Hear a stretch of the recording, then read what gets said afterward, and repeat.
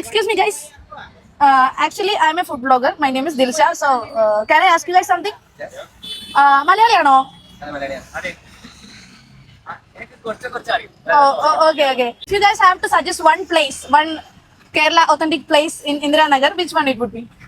There's a place called Kozhikode or something, right? That's really good for Malayali. Yeah, Malappuram. Yeah, that's really good. So, if you guys don't mind, can we just go there and explore?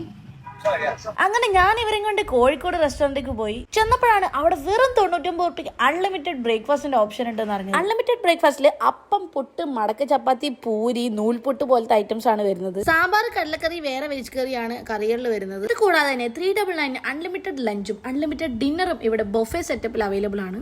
299 unlimited biryani combo അല്ലെങ്കിൽ unlimited ghee rice കോംബോയും ഇവിടെ available ആണ്. I've never tried Kerala parota. In our language, we call it. Oh.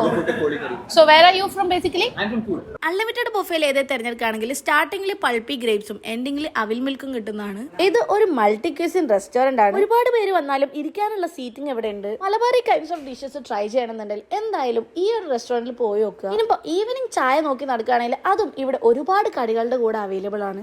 എന്തായാലും ഇവരുടെ കൂടെ പോയോണ്ട് ഇത്രയും സംഭവം അറിയാൻ പറ്റി. ഐറ്റംസ് കുറച്ച് കൂടുതലായതിനോട് നമ്മളെല്ലാം കൂടെ അങ്ങ് പാർസൽ കിട്ടിയോണ്ട് അവര് ഡബിൾ ഹാപ്പി. നമ്മുടെ ഈ കോഴിക്കോട് റെസ്റ്റോറന്റ് ബാംഗ്ലൂരിൽ വരുന്നത് ഇന്ദിരാനഗർ മെട്രോ സ്റ്റേഷന്റെ തൊട്ടടുത്തായിട്ടാണ്. സോ നിങ്ങൾ ഇതിനു മുമ്പ് ഈ ഒരു റെസ്റ്റോറന്റ് പോയിട്ടുണ്ടെങ്കിൽ നിങ്ങളുടെ ഫീഡ്ബാക്സ് എന്തായാലും കമന്റ്സിലൂടെ അറിയിക്കാം. പോകാത്തവരുണ്ടെങ്കിൽ എന്തായാലും പോയി നോക്കുക.